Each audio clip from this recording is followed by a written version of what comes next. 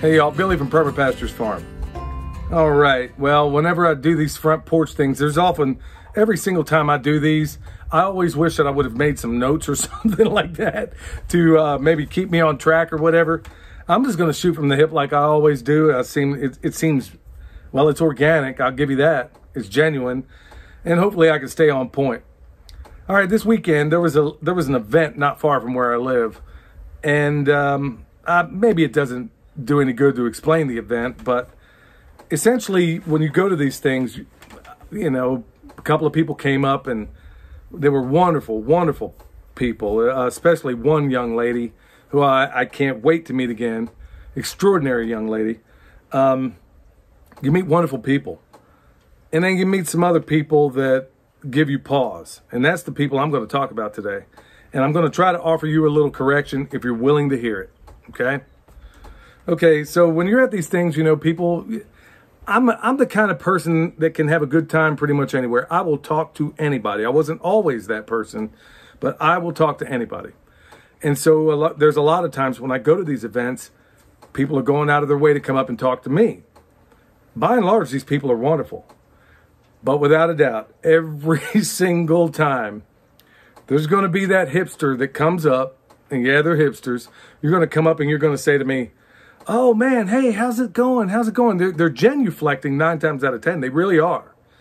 Until they find out that I'm not a victim, that I don't see myself a victim, that I'm not a victim of racism, that I'm not any of the things that they've been told by their high school teachers or their college professors, most of whom are complete lunatics in my judgment, that, you know, people like me are supposed to be blah, blah, blah, blah, blah. You know the story. I don't have to tell you. Or maybe there's some of you out there that are watching this and maybe you fall into that category. I'm going to try to give you a better way today. And I'm going to try and be a little more genteel, the more genteel approach than what I have in the past. Because honestly, at the end of the day, if we aren't edified in these videos to at least some extent, then why am I doing them? Okay, so this guy in particular comes up to me and he's genuflecting and the whole 9 yards. And I say, whoa, whoa, whoa, hey bro, I'm not a victim. And then when he finds out I'm not buying the leftist garbage that's going out there, that there's a racist around every corner, which there aren't. Actually, there are, and it's people like the guy that came up to me. And, you know, there's bigots everywhere, but the only bigotry I see, by and large, is coming from those people. And as cliche as it may sound, it is the bigotry of low expectations. That somehow, for me to be a farmer is really all that unusual. And also to be an educated man is equally as unusual. Well, I don't get that from the people I call my friends in this world.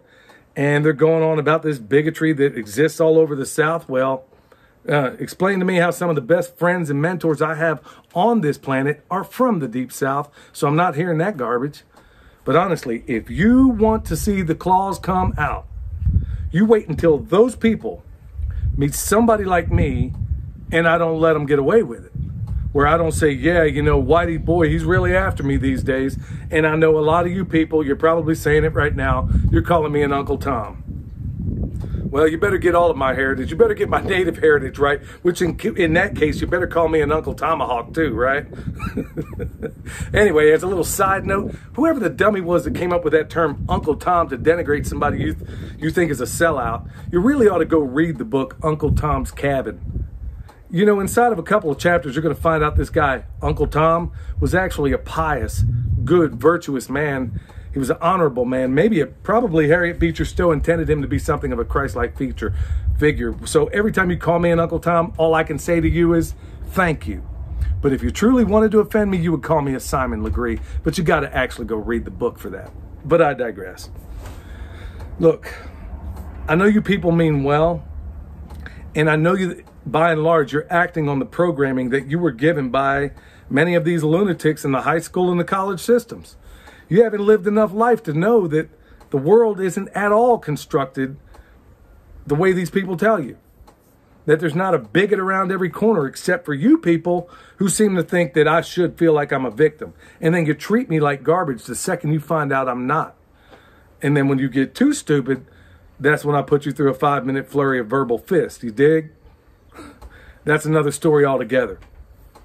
So yeah, all you people that tell me that, oh, you should feel sorry for yourself, and you're telling me, before I get off the path here, let me just say what really aggravates me is when you're telling all of these children this nonsense. You teachers, you college professors, these people that don't know any better. Maybe they didn't have, like me, my family put the funk in dysfunctional, believe me. So I didn't have the best upbringing in the world. So I had to learn a lot of this stuff along the way. A lot of it was being self-taught. And a lot of it I learned by being around some people that other people out there, some of you folks out there would call bigots. People that made me raise my standards. People that made me ask critical questions about what I was taught. People that made me realize that I'm not at all a victim. But listen, all of you people on the left who do that, you are not helping. I know you think you are. I know you think you're genuflecting. I know you think you're out there doing the world's good, but you're not. You hipsters that do this, you're basically following this synthetic authenticity that you've been taught. Have you ever noticed, all you hipsters, that every other hipster thinks, behaves, and does exactly as you do, but you think you're original? That's what I call synthetic authenticity. That's really what it is. So maybe break out of that box. And instead of telling these people, now I'm in the business of problem. That's what this channel largely is about. I'm trying to empower people to do what it is we do here. And maybe in another way also, maybe try to get you to rethink some history that you've been taught. Maybe rethink some of the things that these so-called professors have taught you and make you ask critical questions. Okay. Instead of giving these kids, instead of tying an anchor around their neck and tying them to the bottom of Plato's cave, maybe you can help them emerge out of that cave by giving some advice to them that, like Shakespeare, in Hamlet, for example. In Hamlet, I believe it's the first act, third scene. I could be wrong. I don't know. But there's two characters in there, Polonius and Laertes. Laertes is Polonius' son, and he's heading off to college. And he's giving him what he thinks is the most sage advice he can offer. Now, I'll give you the cliff notes. I'm not going to quote it all, but essentially, he tells Laertes, neither a borrower nor a lender be. Lend every man thine ear, but not every man thy voice. The apparel oft proclaim the man. And above all else, to thine own self be true. How awesome is that? Instead of telling these kids, you are a victim, he didn't tell Laertes, hey, you know what, when you get to college, just ride on the tip, buddy. Just sit there, take in whatever these college professors are telling you. No, the best education Laertes got is the one that he got probably right there on the dock from his dad, Polonius. That's what I'm getting at. That's the advice that we should be giving these kids these days. Yeah, I know you came here for permaculture, you're leaving with Shakespeare. Who knew? Like I said, you never know where these things might lead. You know what you might also do in addition to that? Here's some advice that maybe wasn't relevant in Shakespeare's day, but it is mine now. Here's what I think you ought to tell these kids. Raise your standards. Work exceedingly hard. I know that work is a 4-letter word, but work hard. Work harder than anybody else. Have liberty to fail. And do so, in the words of Teddy Roosevelt, fail while daring greatly. You be that person in the arena. Excellent speech, by the way. Pull up your pants. Just like Shakespeare said, the apparel oft proclaim the man. If I see you dressed like a thug, that's what I'm going to think you are. I'm a farmer, so maybe I dress like a farmer. Read the book of Proverbs. Pray for wisdom. Pray for discernment. But honestly, that's why I'm saying we're all about solutions by and large at this channel. And that's what I'm trying to provide here. Is instead, in a nutshell, I guess I could have said all this in a nutshell. Instead of putting an anchor around these kids, empower them.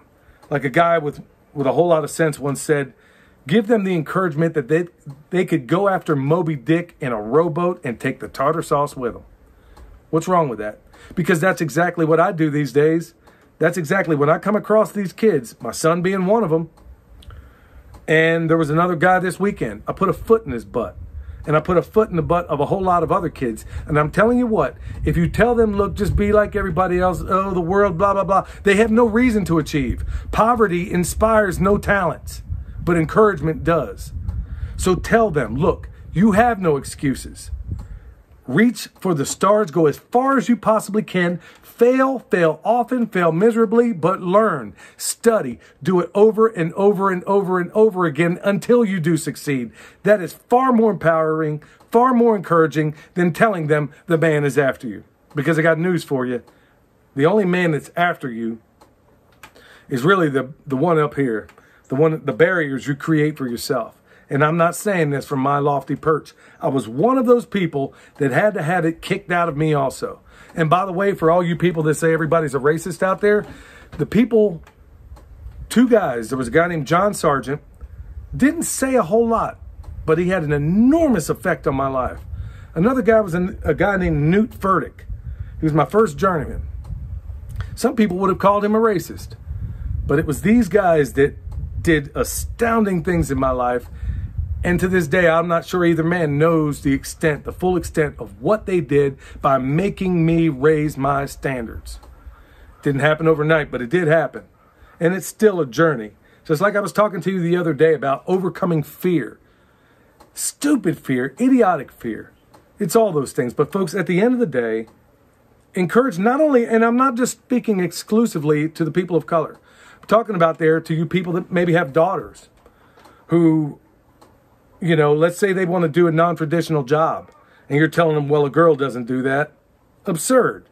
They can do anything they want if they're capable of doing it. Or it's a kid with a disability, or a kid, maybe they're not so smart in maybe they're just not smart in school, but they do have a talent. All these things apply to every one of them as well. And start with the most fundamental thing, which is raise your standards for yourself. Start with yourself and encourage these others to do the same. So all you hipsters out there, I know you don't, I have yet, by the way, to meet a hipster that ever knew that he or she was a hipster. But for all of you hipsters out there, try this tact. You know, because sitting here telling somebody that, you know, life is so tough and it ain't ever going to work out for them is definitely not a way. It's not a path to success. I can tell you from experience. Maybe in the future I'll talk more about that. Hopefully there was some coherence to all of this. I'm just shooting from the hip. Hopefully it makes sense to you. At the end of the day, y'all, if you need bone sauce, you need anything that we have to offer, just check out the website. Check out the description below. Check us out on Patreon. Till next time, this is Billy from Perma Pastures Farm, where permaculture is my passion. We'll see you next time.